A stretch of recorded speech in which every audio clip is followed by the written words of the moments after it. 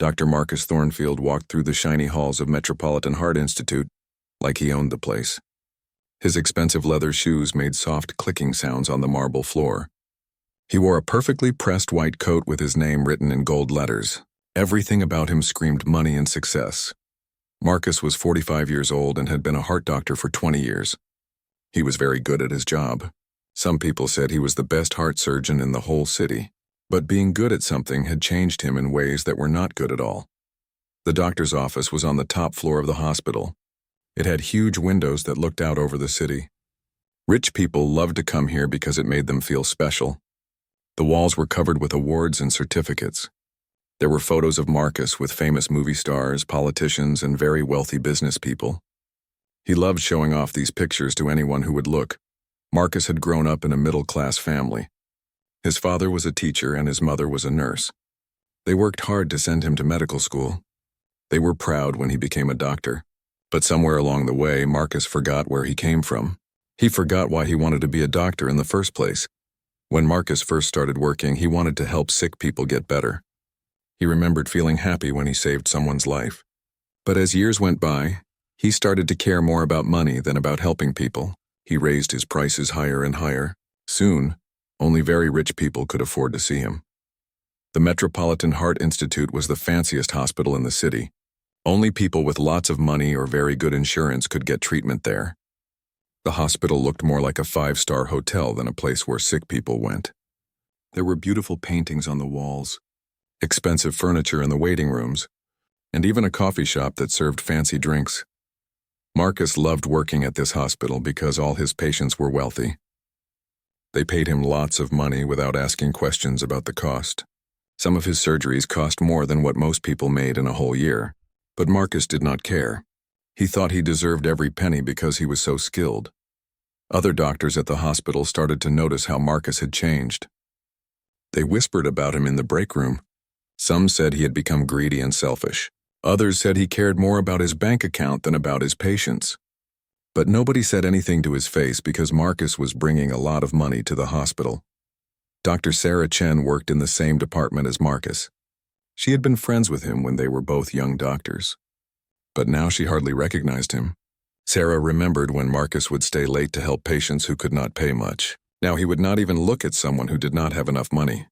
"What happened to you, Marcus?" Sarah asked him one day when they were alone in the elevator. "You used to care about helping people." Marcus looked at her with cold eyes. "I grew up, Sarah. This is a business, not a charity. I have bills to pay and a lifestyle to maintain." Sarah shook her head sadly. She could not believe how much her old friend had changed. Marcus lived in a huge penthouse apartment in the most expensive part of the city. It had 3 bedrooms even though he lived alone. He had never married because he said women only wanted his money. He did not trust anyone enough to get close to them. His apartment was filled with expensive art and furniture that cost more than most people's houses. Every morning, Marcus would wake up in his king-size bed and look out at the city below. He felt powerful knowing that he had so much money and success. He would put on one of his 20 expensive suits and drive to work in his luxury car that cost more than most people made in 2 years. At the hospital, Marcus only scheduled appointments with patients he knew could pay his high fees. His secretary would ask about insurance and payment before anyone could even make an appointment.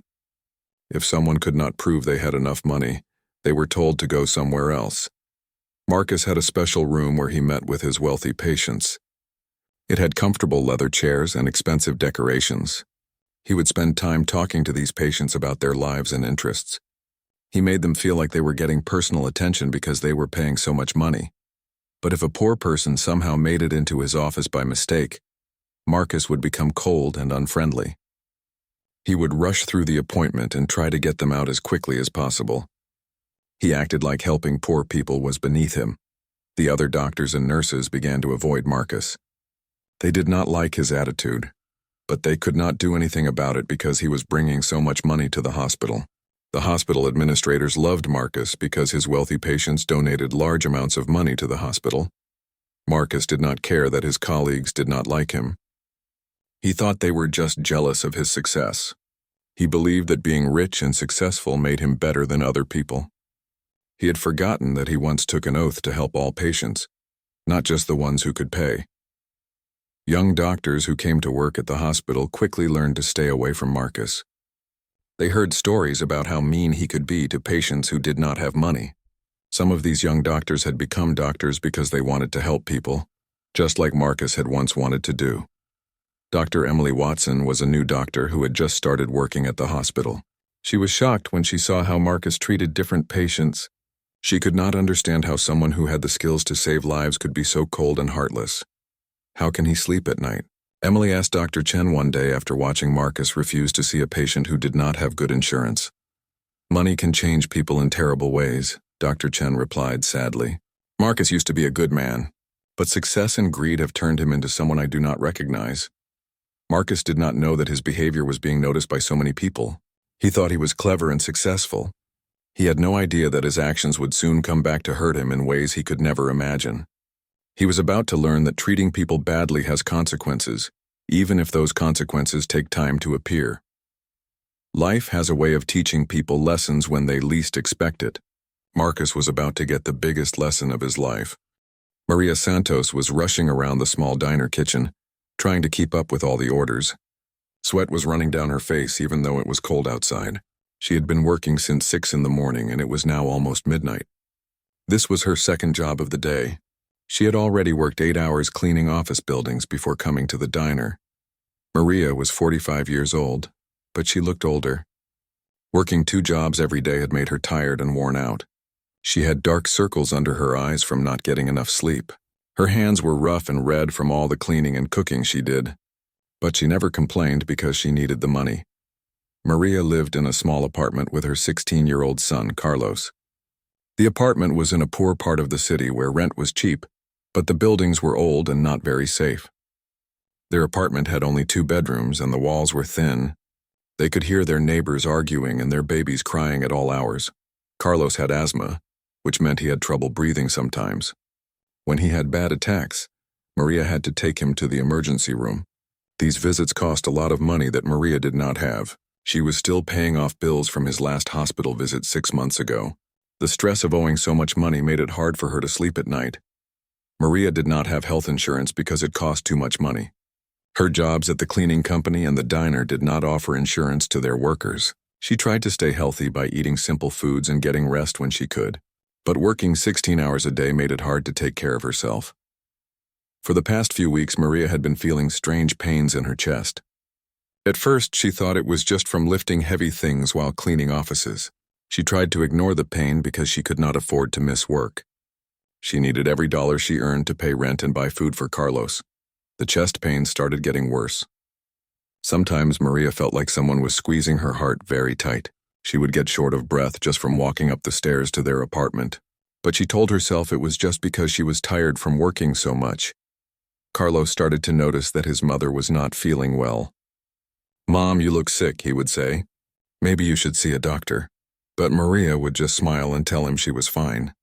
"We cannot afford a doctor visit right now, mijo," she would say. "I just need to rest more." Carlos felt bad because he knew his asthma medicine cost a lot of money. He thought maybe his mother could not afford to see a doctor because she was spending all her money on his medicine. This made him feel guilty, but Maria always told him his health was the most important thing. On this particular night at the diner, Maria was feeling worse than usual. The pain in her chest was so strong that she had to stop cooking and hold on to the counter. She was having trouble breathing and she felt dizzy. But the diner was very busy and she knew her boss would be angry if she took a break. Maria's boss, Mr. Peterson, was not a kind man. He paid his workers as little as possible and expected them to work very hard.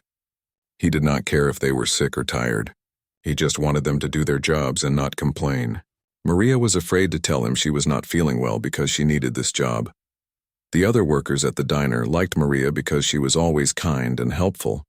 Rosa, who worked as a waitress, noticed that Maria looked very pale. "Are you okay, Maria?" Rosa asked. "You do not look good," Maria tried to smile. "I am just tired. I will be fine." But as the night went on, Maria felt worse and worse. The pain in her chest was getting so bad that she could barely stand up. She was breathing very fast, and she felt like she might faint.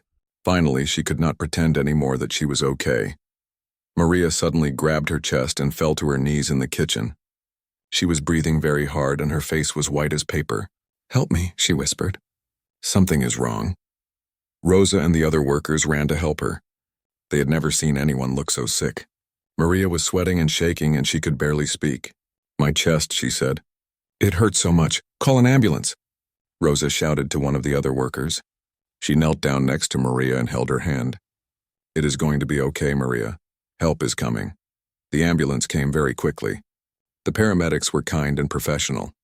They checked Maria's heart and blood pressure right away. "Ma'am, we think you might be having a heart attack," one of them said gently. "We need to get you to the hospital right away." Maria was scared. She had never been in an ambulance before. "But I do not have insurance," she told the paramedic. "I cannot afford the hospital." The paramedic looked sad but kind. "Do not worry about that right now. We need to take care of your health first. Everything else can be figured out later." Rosa went with Maria in the ambulance. She called Carlos to tell him what had happened. Carlos was very scared when he heard his mother was in the ambulance. He wanted to go to the hospital, but he did not have a car and it was very late at night. "Please take care of her," Carlos told Rosa on the phone. He was trying not to cry. "She is all I have." The ambulance took Maria to Metropolitan Heart Institute because it was the closest hospital. Maria had heard of this hospital before. She knew it was a very expensive place where rich people went. She felt scared about how much money this would cost. When they arrived at the hospital, everything looked very fancy and expensive. The floors were shiny marble, and there were beautiful paintings on the walls. Maria felt out of place in her dirty work clothes. She wondered if they would even treat her since she did not have insurance. The emergency room doctor was a kind woman named Dr. Martinez. She did not care that Maria did not have insurance. She only cared about making Maria feel better. "We are going to take good care of you," Dr. Martinez told Maria. "Do not worry about anything except getting better." Dr. Martinez ran many tests on Maria. She took blood samples and did scans of Maria's heart. The results were not good. Maria's heart was in serious trouble. She needed to see a heart specialist right away. "Mrs. Santos," Dr. Martinez said gently, "you have a serious heart condition. I need to call our heart doctor to come look at you." This cannot wait until tomorrow. Maria felt scared. She knew that heart doctors were very expensive. But she also knew that her life might be in danger. She thought about Carlos and how much he needed her. She had to get better for him. Dr. Martinez went to call the heart doctor who was on duty that night. His name was Dr. Marcus Thornfield. She had worked with him before and knew he was a very good doctor. But she also knew he could be difficult when it came to patients who could not pay. Dr. Martinez hoped that Dr. Thornfield would agree to see Maria. This was a life-or-death situation, and Maria needed help right away. She picked up the phone to make the call that would change everything. Dr. Martinez looked at Maria's test results one more time before making the phone call. The numbers were very bad. Maria's heart was in serious danger, and she needed help from a heart specialist immediately. Every minute that passed made things worse for Maria.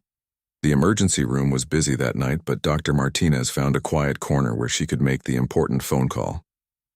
She dialed Dr. Marcus Thornfield's number. She knew he was the only heart doctor available at the hospital that night. All the other heart specialists were either busy with other patients or not working. The phone rang several times before Marcus answered. He sounded annoyed that someone was calling him so late. "This better be important," he said in a cold voice. "I was just about to go to bed." "Dr. Thornfield, this is Dr. Martinez from the emergency room," she said politely. "I have a patient who needs your help right away. She is having a serious heart problem, and I think she might be having a heart attack." Marcus was sitting in his expensive penthouse apartment. He was wearing silk pajamas and drinking a glass of wine that cost more than Maria made in a week. He did not want to be bothered with work problems when he was trying to relax. "What is the patient's name?" Marcus asked, already sounding bored. "Her name is Maria Santos. She is 45 years old and her heart tests show some very serious problems. She needs to see a cardiologist immediately," Dr. Martinez explained. Marcus walked over to his computer and started typing. He was looking up Maria's information in the hospital system. The first thing he always checked was not how sick the patient was, but whether they could pay for his services. "What kind of insurance does she have?" Marcus asked. This was always his first question about any patient. Dr. Martinez felt uncomfortable. She knew what Marcus was really asking. "She does not have insurance, Dr. Thornfield. But her condition is very serious. She really needs your help tonight." There was silence on the phone for a moment. Marcus was looking at his expensive watch. It was almost 1 o'clock in the morning. He did not want to get dressed and drive back to the hospital, especially not for a patient who could not pay him. "Can she pay for the treatment herself?" Marcus asked coldly. "My consultation fee is $5,000, and if she needs surgery, it will cost much more than that." Dr. Martinez felt her heart sink. She knew Maria could not afford those amounts of money. Maria probably did not have $500, let alone $5,000.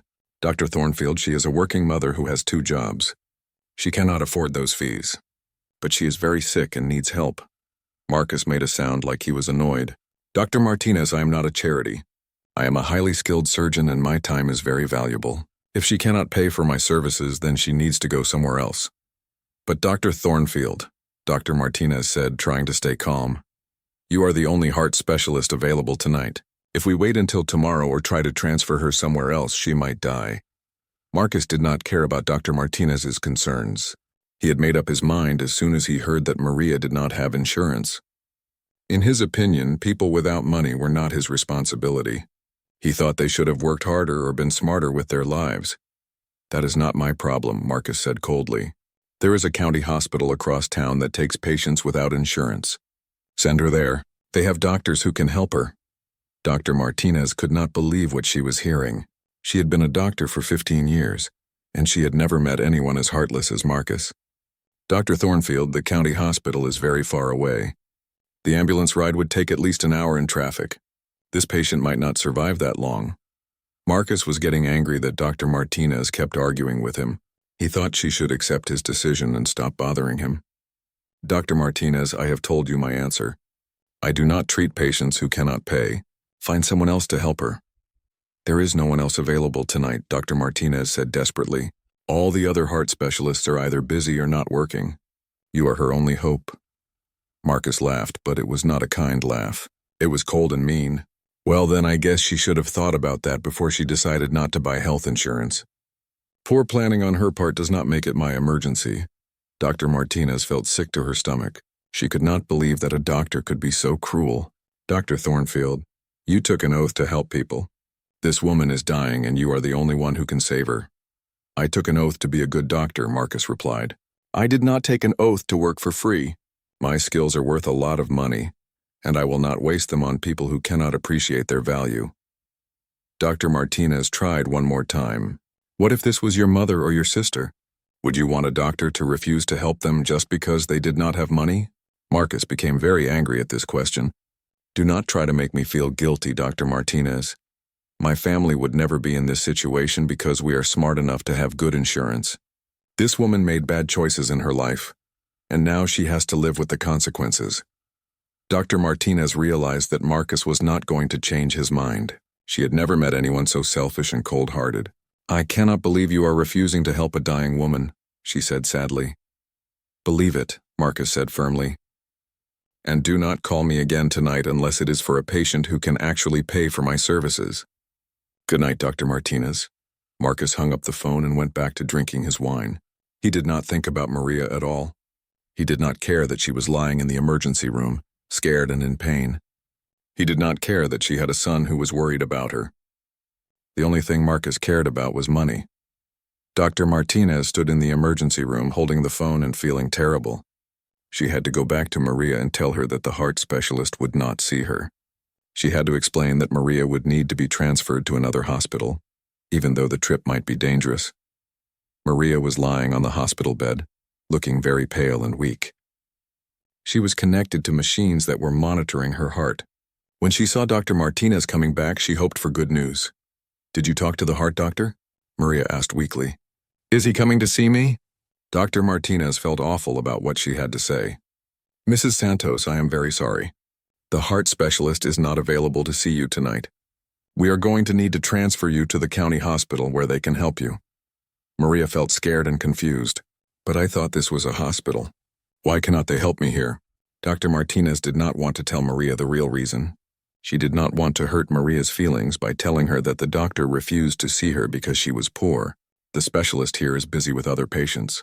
The county hospital has good doctors who can take care of you." Maria knew there was something Dr. Martinez was not telling her. She could see the sad look in the doctor's eyes. But Maria was too sick and scared to ask more questions. She just nodded and hoped that everything would be okay. Dr. Martinez called for an ambulance to transfer Maria to the county hospital. She knew the trip would be dangerous for Maria, but there was nothing else she could do. She felt angry at Marcus for being so selfish, but she could not force him to help. As they got Maria ready for the ambulance trip, Dr. Martinez held her hand. "You are going to be okay, Mrs. Santos. The doctors at the county hospital are very good and they will take care of you." Maria squeezed Dr. Martinez's hand weakly. "Thank you for trying to help me," she whispered. Dr. Martinez watched as they loaded Maria into the ambulance. She said a prayer that Maria would survive the trip and get the help she needed. She also made a promise to herself that she would never forget this night, and how one doctor's greed had put a woman's life in danger. The ambulance carrying Maria Santos pulled away from Metropolitan Heart Institute at 1:30 in the morning. The paramedic riding with Maria was a kind man named Tom, who had been doing this job for 10 years. He could see that Maria was very sick and getting worse. "How far is the county hospital?" Maria asked weakly. She was having trouble breathing and the pain in her chest was getting stronger. "It is about 20 miles from here," Tom told her gently. "We should be there in about 45 minutes if traffic is not too bad." But traffic was bad even at this late hour. There had been an accident on the main highway and cars were moving very slowly.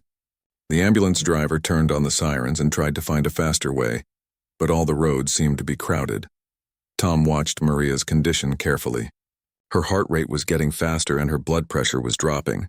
These were very bad signs. He knew that Maria needed to get to a hospital quickly or she might not survive. "Can we go any faster?" Tom asked the ambulance driver through the radio.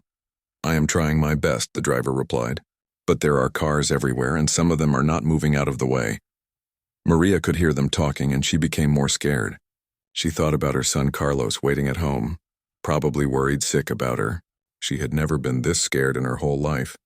She felt like she might die and she had not even been able to say goodbye to Carlos. "Am I going to be okay?" Maria asked Tom. She could see the worried look on his face even though he was trying to hide it. Tom held her hand and tried to sound confident.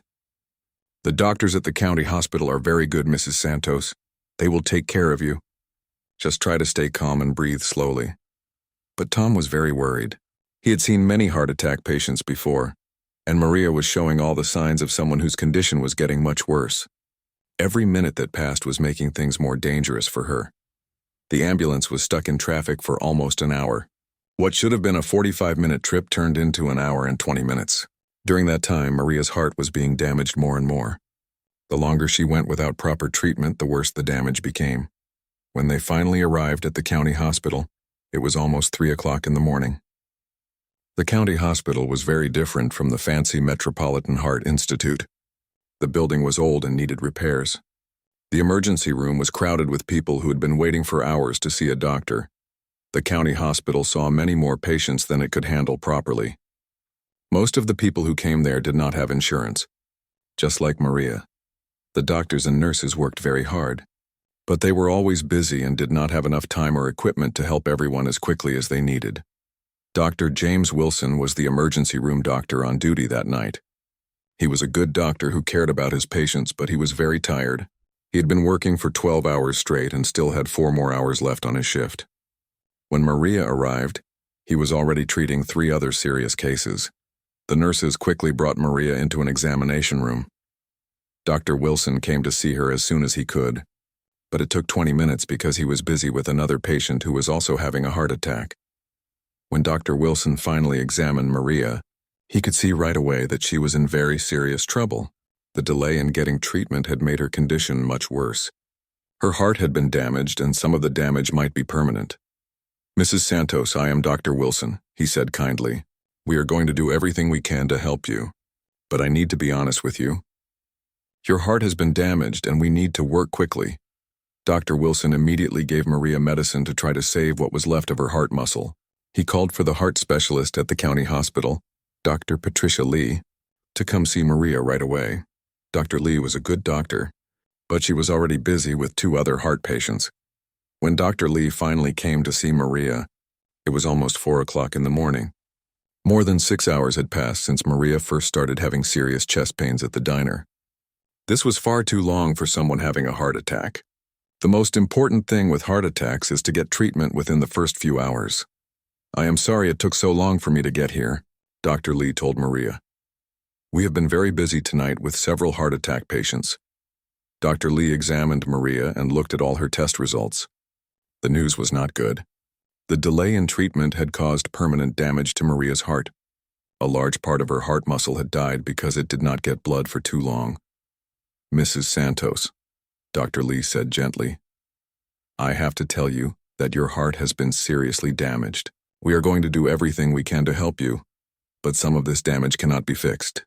Maria started to cry. She was scared about what this meant for her life and for Carlos. "Will I be able to work?" she asked.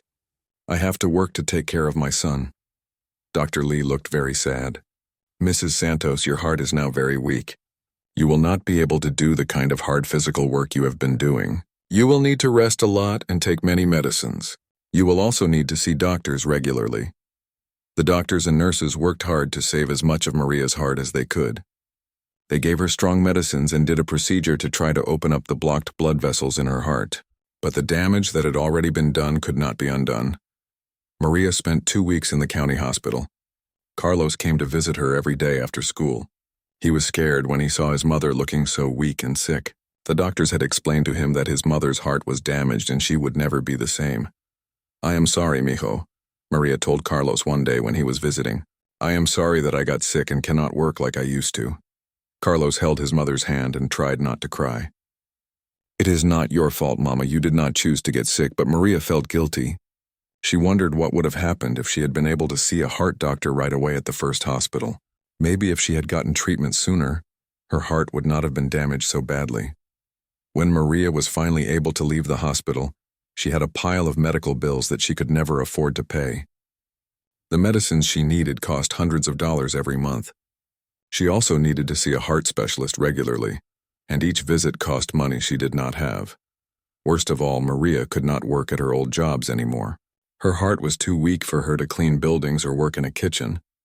She could only do light work for a few hours at a time. This meant she would make much less money, but her medical expenses would be much higher. A few weeks after Maria got out of the hospital, a reporter from the local newspaper heard about her story. The reporter was interested in writing about people who could not get good medical care because they did not have insurance. The reporter interviewed Maria and Dr. Martinez from Metropolitan Heart Institute. Dr. Martinez told the reporter about how Dr. Marcus Thornfield had refused to see Maria because she could not pay. The story was published in the newspaper with the headline, "Heart Specialist Refuses to Help Dying Woman." When the story came out, many people in the city were shocked and angry. They could not believe that a doctor would refuse to help someone who was dying just because she did not have money. People started talking about Dr. Thornfield and how selfish he was. Some of Dr. Thornfield's wealthy patients read the story and felt disgusted by his behavior. They started to think that maybe they did not want to be treated by such a heartless person. A few of them decided to find new doctors who cared more about helping people than about making money. But Maria's life had been changed forever. She was now disabled and could not work full-time. Carlos had to get a part-time job after school to help pay for food and rent. Their lives had become much harder because of one doctor's refusal to help when help was needed most. Maria tried not to feel bitter about what had happened to her. But sometimes late at night when she could not sleep because of her heart problems, she wondered how different her life might have been if Dr. Thornfield had just been willing to help her that night. The newspaper story about Dr. Marcus Thornfield refusing to help Maria Santos spread quickly around the city. People shared the story on social media and talked about it at work and at home. Many people were shocked that a doctor could be so heartless. The story was also picked up by the local television news. Marcus first heard about the story when his secretary, Jennifer, came into his office looking very worried. She was holding a copy of the newspaper and seemed nervous about showing it to him.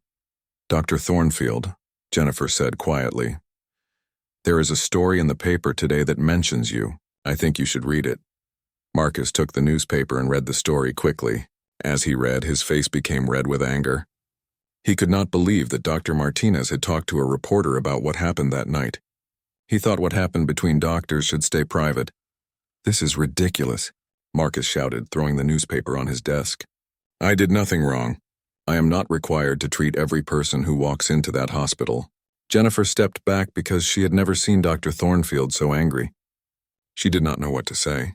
She had always thought he was a good doctor, but reading the story made her feel uncomfortable about working for him. "Should I cancel your appointments for today?" Jennifer asked.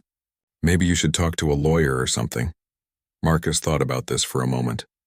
He was angry, but he was also starting to worry. He had worked very hard to build his reputation, and he did not want one newspaper story to ruin everything. "No," Marcus said finally. "Cancel nothing. This story will blow over in a few days and everyone will forget about it." People have short memories, but Marcus was wrong. People did not forget about the story. Over the next few weeks, more and more of his patients started canceling their appointments. Some of them called Jennifer and said they no longer felt comfortable being treated by Dr. Thornfield. Mrs. Elizabeth Hampton was one of Marcus's wealthiest patients. She had been seeing him for 3 years and had always been happy with his care. But after reading the newspaper story, she felt disgusted by his behavior. Mrs. Hampton called Jennifer to cancel all her future appointments. "Please tell Dr. Thornfield that I will be finding a new cardiologist," she said. "I cannot continue to see a doctor who would refuse to help a dying woman." When Jennifer told Marcus about Mrs. Hampton's call, he became very upset. Mrs. Hampton paid him thousands of dollars every year. Losing patients like her would hurt his income significantly. "Did she say why she was leaving?" Marcus asked, even though he already knew the answer. "She mentioned the newspaper story, sir," Jennifer replied sadly. "She said she lost respect for you after reading it." More patients called over the following days to cancel their appointments. Some of them were polite and made excuses about finding doctors closer to their homes, but others were more direct about why they were leaving. Mr. Robert Chen, a wealthy businessman, was very blunt when he called. "Tell Dr. Thornfield that I do not want to be treated by someone who thinks poor people do not deserve medical care," he told Jennifer. What he did to that woman was disgusting. Marcus tried to convince himself that these patients were not important. He told himself that there were plenty of other wealthy people in the city who would want to see him. But deep down, he was starting to worry about his future. The other doctors at Metropolitan Heart Institute also started treating Marcus differently. They had always known he was selfish, but seeing it written about in the newspaper made them feel ashamed to work with him. Some of them stopped eating lunch with him or inviting him to medical conferences. Dr. Sarah Chen, who had been Marcus's friend years ago, confronted him in the hospital cafeteria one day. "Marcus, what you did to that woman was terrible," she said. "How can you live with yourself?" Marcus became defensive. "I did not do anything wrong, Sarah. I'm not responsible for every sick person in this city. That woman should have bought health insurance if she wanted good medical care." "She was working 2 jobs just to survive," Dr. Chen replied angrily. "Not everyone can afford insurance, Marcus. We became doctors to help people, not to get rich." "Speak for yourself," Marcus said coldly. "I worked hard to get where I am, and I deserve to be paid well for my skills." Dr. Chen shook her head sadly and walked away. She realized that Marcus had changed so much that there was no point in trying to reason with him. The hospital administrators also called Marcus into a meeting. They were worried that the bad publicity was hurting the hospital's reputation. Rich donors were starting to ask questions about the kind of doctors who worked at Metropolitan Heart Institute. "Dr. Thornfield," said the hospital director. "Dr. Williams, we need to discuss this newspaper story. The board of directors is concerned about the negative attention this is bringing to our hospital." Marcus sat in the fancy conference room feeling uncomfortable. He was not used to being questioned by anyone. Usually people were impressed by his success and treated him with respect. "I did nothing that violated any hospital policies," Marcus said defensively. "I am not required to treat patients who cannot pay for my services." "That may be true," Dr. Williams replied, "but the way you handled the situation has created a public relations problem for us. Some of our major donors are questioning whether they want to continue supporting a hospital where doctors refuse to help dying patients." Marcus felt his stomach tighten with worry. If the hospital administrators turned against him, he could lose his job. And if he lost his job at the most prestigious hospital in the city, it would be very hard to find another position at the same level. What do you want me to do? Marcus asked, trying to sound calm. We want you to be more careful about how you handle these situations in the future, Dr. Williams said. And we think it might be a good idea for you to do some charity work to improve your image.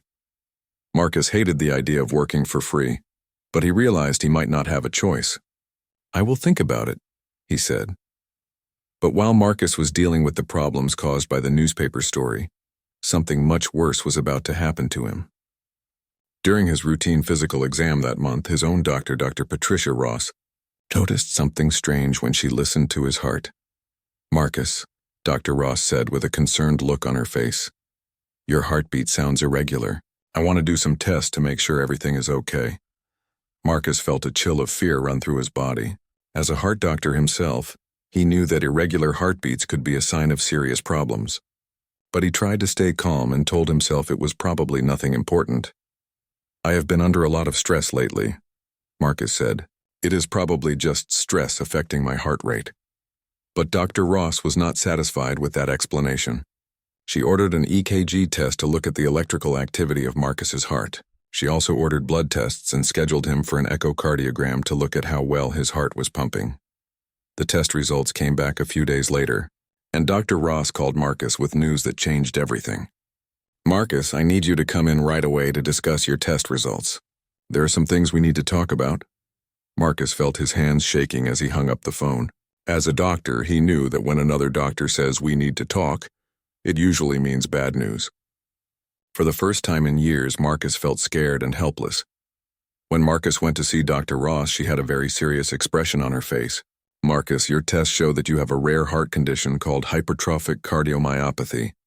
It is a genetic condition that causes the heart muscle to become thick and stiff. Marcus felt like the world was spinning around him. He knew about this condition because he was a heart specialist. He knew it was serious and could be life-threatening. He also knew that treatment was very complicated and required the best heart surgeons. How serious is it? Marcus asked, even though he already knew the answer would not be good. It is very serious, Dr. Ross said gently. Your condition is progressing quickly and you will need surgery soon. This is not the kind of surgery that just any heart surgeon can do. You will need someone who specializes in this particular condition. Marcus felt a cold fear spreading through his chest. For the first time in his life, he was on the other side of medicine. He was no longer the powerful doctor who could decide who to help and who to ignore. Now he was just another scared patient who needed help to survive. Who can do this surgery? Marcus asked weakly. Dr. Ross looked at her computer and then back at Marcus. There is only one surgeon in this region who has enough experience with this condition to give you the best chance of survival. Her name is Dr. Elena Rodriguez, and she works at the county hospital. Marcus felt his heart skip a beat when he heard those words. The county hospital was the same place where Maria Santos had been treated after he refused to help her. Now his own life depended on a doctor from that same hospital. Marcus sat in Dr. Ross's office, staring at the medical reports that showed how sick his heart had become. The words on the paper seemed to blur together as he tried to understand what was happening to him. For the first time in his adult life, Marcus felt completely powerless. Dr. Rodriguez at the county hospital is really the only option? Marcus asked, hoping Dr. Ross would say there was someone else who could help him. I am afraid so, Dr. Ross replied gently. This condition you have is very rare, and Dr. Rodriguez is the only surgeon in this area who has successfully operated on cases like yours. She has saved the lives of patients that other surgeons said could not be helped. Marcus felt sick to his stomach. The county hospital was the place he had always looked down on. He had thought of it as a place for poor people who could not afford real medical care. Now his own life depended on a doctor from that same hospital. What do you know about this Dr. Rodriguez? Marcus asked, trying to sound professional even though he was terrified. She is one of the best heart surgeons I have ever known, Dr. Ross said.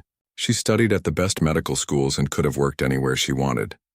But she chose to work at the county hospital because she wanted to help people who had nowhere else to go. Marcus felt even worse when he heard this. Dr. Rodriguez sounded like the kind of doctor he used to be before. Money and success changed him. She had chosen to help poor people instead of getting rich from wealthy patients. How soon do I need this surgery? Marcus asked. Dr. Ross looked at his test results again. Based on how quickly your condition is getting worse, I would say you need the surgery within the next few weeks. Maybe sooner if your symptoms get worse. Marcus left Dr. Ross's office feeling like his whole world had been turned upside down. He drove home to his expensive penthouse apartment, but for the first time, the fancy furniture and expensive art did not make him feel better. All he could think about was his heart condition and how scared he was. That night, Marcus could not sleep. He lay in his king-size bed, feeling his heart beating irregularly in his chest. Every strange heartbeat made him more frightened. He kept thinking about all the patients he had refused to help over the years. He wondered if this was some kind of punishment for his selfishness. The next morning, Marcus called the county hospital and asked to speak with Dr. Rodriguez. The receptionist told him that Dr. Rodriguez was very busy and only took calls about emergencies. Marcus would need to make an appointment like everyone else. "But I am a doctor myself," Marcus said, trying to use his title to get special treatment. "I work at Metropolitan Heart Institute." "I am sorry, sir," the receptionist said politely, "but Dr. Rodriguez treats all patients the same way. You will need to make an appointment through the normal process." Marcus was frustrated, but he had no choice. He made an appointment for the following week, which was the earliest time available. He was not used to waiting for anything, but now he was just another patient who had to wait his turn. During the week before his appointment, Marcus's condition got worse. He started having chest pains and trouble breathing, just like Maria Santos had experienced that night in the diner. Marcus was getting a taste of what it felt like to be a scared patient who needed help. Marcus also spent time researching Dr. Elena Rodriguez on the internet. He found out that she had graduated from Harvard Medical School at the top of her class. She had been offered jobs at the most prestigious hospitals in the country, but she had chosen to work at the county hospital instead. There were many articles about Dr. Rodriguez and her work helping poor patients. One article talked about how she had saved the life of a homeless man who had been turned away from other hospitals. Another article described how she worked long hours for much less money than she could make somewhere else. Marcus also found out that Dr. Rodriguez knew about the Maria Santos case. She had been quoted in a follow-up newspaper article saying that what happened to Maria was a disgrace to the medical profession. Dr. Rodriguez had said that all doctors had a duty to help patients in emergency situations, regardless of their ability to pay. Reading this made Marcus feel even more nervous about meeting Dr. Rodriguez. He realized that she probably knew who he was and what he had done to Maria Santos. He wondered if she would refuse to help him the same way he had refused to help Maria. The day of his appointment finally arrived. Marcus drove to the county hospital, and for the first time he really looked at the building. It was old and needed repairs.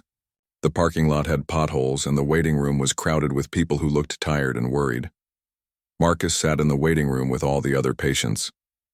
Many of them were clearly poor, just like Maria Santos had been. Some were elderly people who looked like they were struggling to pay for their medicines. Others were working-class people who had probably taken time off from their jobs to come to the doctor. For the first time, Marcus understood what it felt like to be one of these patients. He felt scared and vulnerable, hoping that the doctor would be kind and helpful. He realized that these people were not so different from him. They were all just human beings who needed medical care. After waiting for 2 hours, Marcus was finally called in to see Dr. Rodriguez. She was a woman in her early 40s with kind eyes and a calm manner. She looked at Marcus with a professional but cool expression. "Dr. Thornfield," she said, shaking his hand politely, "I understand you have a heart condition that needs attention." Marcus felt nervous as he sat down in the simple chair across from her desk. Her office was very different from his fancy office at Metropolitan Heart Institute. The walls had pictures of patients she had helped, including some children and elderly people. There were thank you cards from grateful families. "Yes," Marcus said quietly. "I have hypertrophic cardiomyopathy and my condition is getting worse quickly. Dr. Ross said you are the only surgeon in this area who can help me." Dr. Rodriguez looked at his medical records carefully.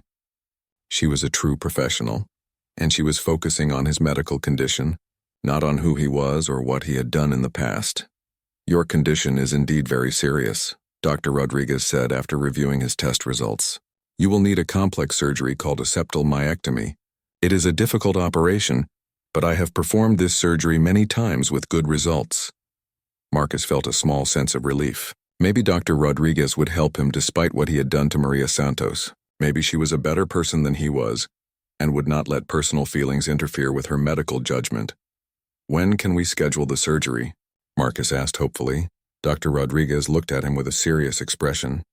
"Dr. Thornfield, before we discuss surgery, there are some things we need to talk about. I know who you are and I know about what happened with Maria Santos."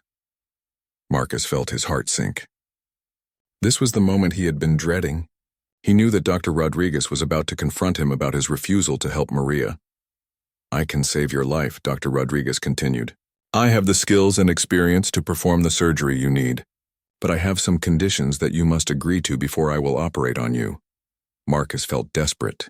He needed this surgery to survive, and Dr. Rodriguez was his only hope. "What kind of conditions?" he asked nervously. Dr. Rodriguez leaned back in her chair and looked at Marcus with steady eyes. "First, you must personally apologize to Maria Santos for what you did to her. Second, you must establish a fund to help uninsured patients get the heart care they need. And third, you must spend time working at this hospital helping poor patients without charging them anything." Marcus felt like the world was spinning around him. Dr. Rodriguez was asking him to do everything he had always refused to do. She was asking him to help poor people for free and to admit that he had been wrong. "And if I refuse?" Marcus asked weakly. Dr. Rodriguez looked at him calmly. "Then you are free to find another surgeon. But as Dr. Ross told you, I am the only one in this region with the experience to give you the best chance of survival." Marcus realized he was trapped. His own selfishness had put him in a position where he had to beg for mercy from the very kind of doctor he had always looked down on. He was about to learn what it felt like to be completely dependent on someone else's kindness. Marcus sat in Dr. Rodriguez's simple office, feeling smaller than he had ever felt in his entire life. The woman across from him held his life in her hands, just as he had once held Maria Santos's life in his hands. The difference was that Dr. Rodriguez was offering to help him, while he had turned Maria away. "I need time to think about your conditions," Marcus said, trying to sound like he still had some control over the situation. Dr. Rodriguez nodded calmly. "Of course, but I should tell you that your condition is getting worse quickly. Based on your test results, I would say you have maybe 2 or 3 weeks before the surgery becomes much more dangerous, if it is even possible at all." Marcus felt a cold fear wash over him. As a heart doctor, he knew exactly what Dr. Rodriguez was telling him. His heart condition was like a time bomb and it could kill him at any moment. Every day he waited made his chances of survival smaller. "Can I ask you something?" Marcus said. "Why are you willing to help me at all? You know what I did to Maria Santos. You could just refuse to treat me the same way I refused to treat her." Dr. Rodriguez looked at him with sad but kind eyes. "Dr. Thornfield, I became a doctor to save lives. I do not pick and choose which lives are worth saving based on how much money people have or how they have behaved in the past. That is the difference between us." Her words hit Marcus like a punch to the stomach. He realized that Dr. Rodriguez was everything he used to be, and everything he should have remained. She was the kind of doctor he had promised to be when he took his oath years ago. Marcus left the county hospital and drove home slowly. His chest was hurting and he was having trouble breathing. He knew his condition was getting worse, but he was struggling with Dr. Rodriguez's conditions. His pride was fighting against his need to survive. That night, Marcus called his lawyer to see if there was any way to force Dr. Rodriguez to operate on him without agreeing to her conditions. The lawyer, Mr. Stevens, listened to the situation and gave Marcus bad news. "I am sorry, Marcus, but there is nothing I can do," Mr. Stevens said. "Doctors have the right to set conditions for their treatment, as long as they are not discriminating based on race or religion. Dr. Rodriguez is not refusing to treat you. She is just asking you to meet certain requirements." Marcus hung up the phone feeling defeated. He realized that his money and connections could not help him now. He was completely dependent on Dr. Rodriguez's willingness to help him. Over the next few days, Marcus's symptoms got much worse. He had to stop working because he was too weak and short of breath. He could barely walk up the stairs to his penthouse apartment. Every night he lay in bed wondering if he would wake up in the morning. Finally, Marcus could not take it anymore. He was so scared of dying that he called Dr. Rodriguez's office and asked for an emergency appointment. When he arrived at the county hospital, he looked terrible. His face was pale, and he was sweating from the effort of walking from the parking lot. Dr. Rodriguez saw him right away when she heard how bad his condition had become. She examined him quickly and shook her head with concern. "Dr. Thornfield, your condition has gotten much worse. We need to do this surgery within the next few days, or it may be too late." Marcus felt tears coming to his eyes. He was so scared and so desperate that he could not maintain his pride anymore. "Please," he begged. "I will do whatever you want. I will apologize to Maria Santos. I will set up the fund for poor patients. I will work here for free. Just please save my life." It was the first time in decades that Marcus had begged for anything. He had always been the one with power, making other people beg him for help. Now he understood how it felt to be completely helpless and dependent on someone else's mercy. Dr. Rodriguez looked at him with compassion. She could see that Marcus was genuinely terrified and that his fear had finally broken through his arrogance. "Dr. Thornfield, I will perform your surgery. But I need you to understand that I am not doing this to punish you or to teach you a lesson. I am doing this because I believe people can change, and because saving lives is what I do." Marcus felt overwhelming relief and gratitude. "Thank you," he whispered. "Thank you so much. I promise I will keep my word about everything." Dr. Rodriguez scheduled the surgery for 2 days later. Marcus spent those 2 days thinking about his life and how he had become such a selfish person. He realized that his pursuit of money and status had cost him his humanity. On the day before his surgery, Marcus did something he had never done before. He went to Maria Santos's apartment to apologize to her in person. He was nervous and scared, not just about the surgery, but about facing the woman he had wronged. Maria was surprised when she opened her door and saw Dr. Thornfield standing there. She looked older and more tired than before. Marcus could see that her heart condition had made her life very difficult. "Mrs. Santos," Marcus said, his voice shaking with emotion, "I came here to apologize to you. What I did to you that night was wrong. I should have helped you, and I am sorry for being so selfish and cruel." Maria looked at him for a long moment. She could see that he was sick and scared. Despite everything he had done to her, she felt sorry for him. "Why are you apologizing now?" she asked. Marcus told her about his own heart condition and how Dr. Rodriguez was going to operate on him. He explained that he had learned what it felt like to be a scared patient who needed help. "I understand now how you must have felt that night," he said. "I was wrong to refuse to help you." Maria listened to his story and then invited him to sit down. Her son Carlos was there, doing his homework at the kitchen table. Carlos looked at Marcus with suspicion, knowing this was the doctor who had refused to help his mother. "Dr. Thornfield," Maria said gently, "I was very angry with you for a long time. What you did caused me a lot of pain and changed my whole life, but I have learned that holding on to anger only hurts me more." Marcus felt tears running down his face. "Can you ever forgive me?" he asked. Maria was quiet for a moment, looking at this powerful man who was now begging for her forgiveness. "I forgive you," she said finally, "but I hope you have learned something from this experience." Carlos looked up from his homework. "Are you really going to help other people now?" he asked Marcus directly. Marcus looked at the teenage boy whose life had been changed by his selfishness. "Yes," he said firmly. "I promise I will spend the rest of my life trying to make up for what I did." The next morning, Marcus went to the county hospital for his surgery. Dr. Rodriguez came to see him before the operation. "Are you ready, Dr. Thornfield?" she asked. Marcus nodded. "I am ready. And Dr. Rodriguez, thank you for giving me this chance. Thank you for being the kind of doctor I should have been." Dr. Rodriguez smiled at him. "Let's focus on getting you through this surgery.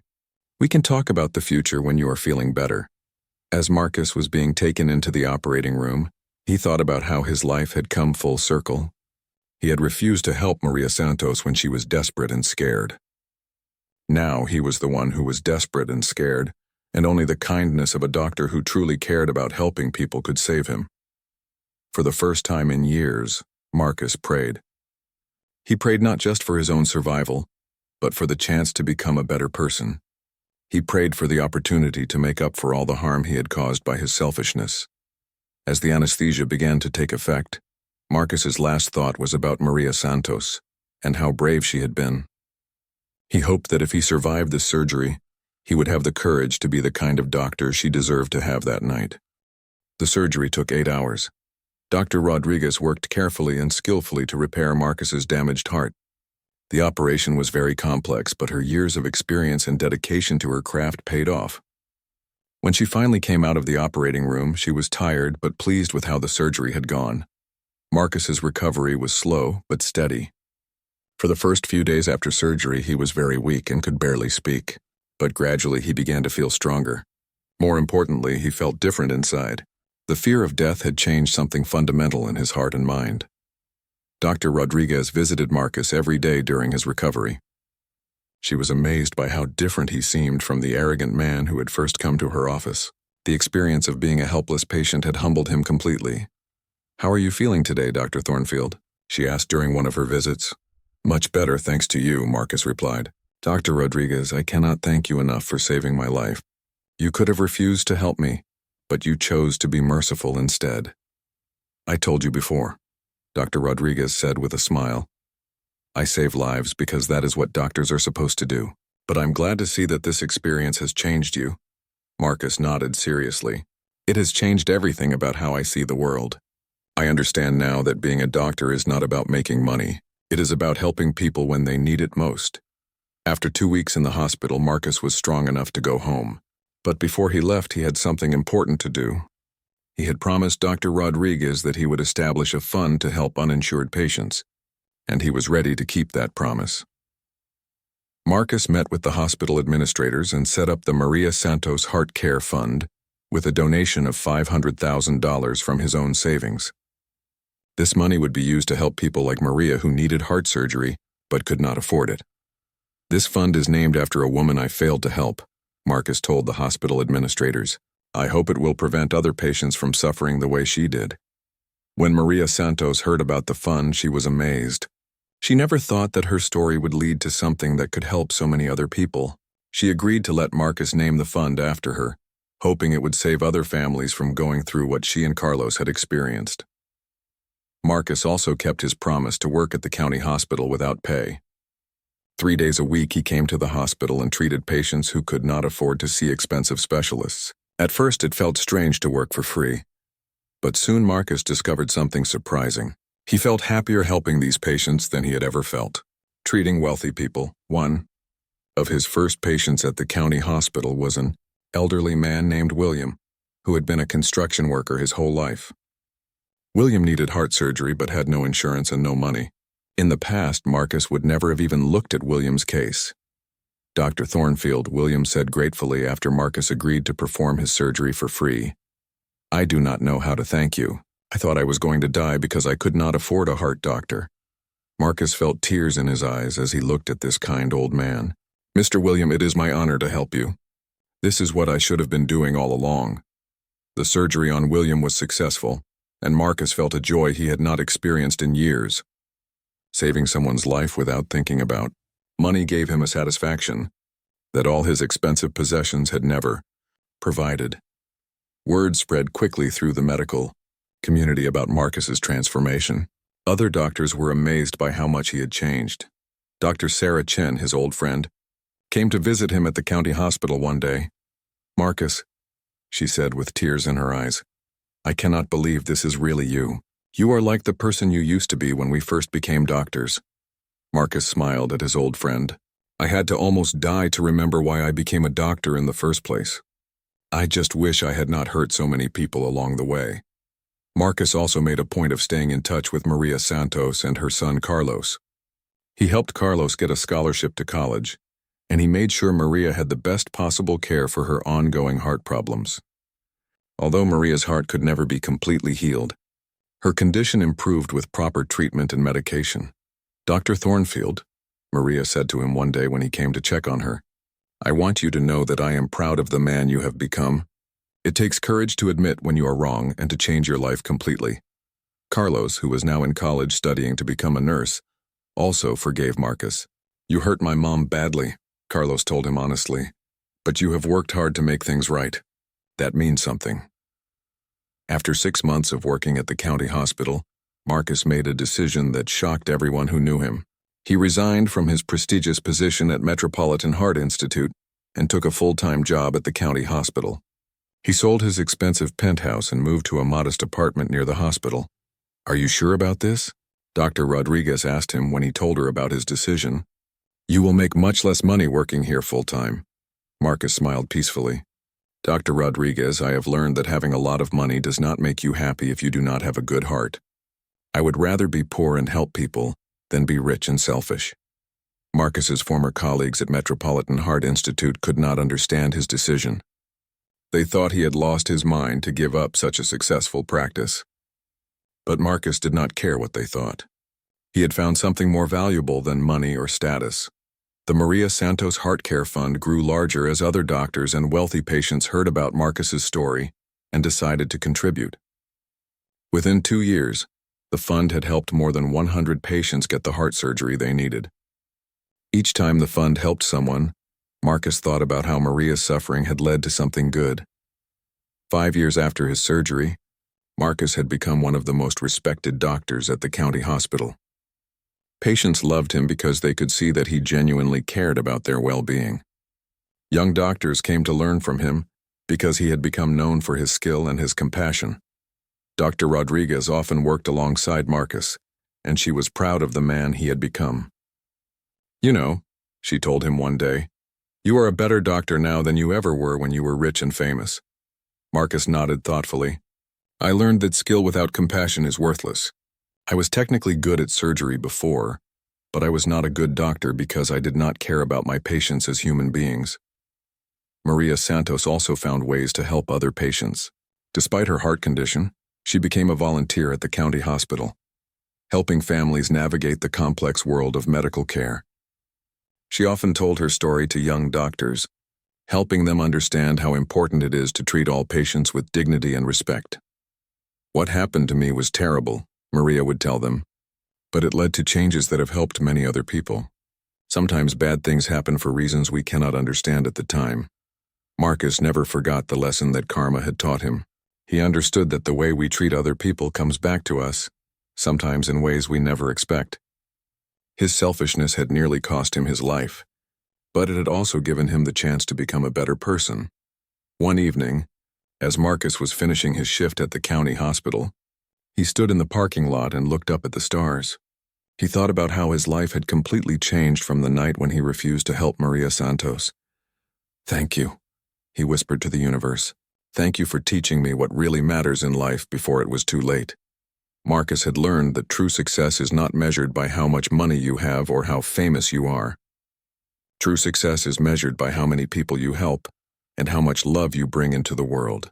He had discovered that the greatest reward a doctor can receive is not a large paycheck, but the gratitude of a patient whose life has been saved.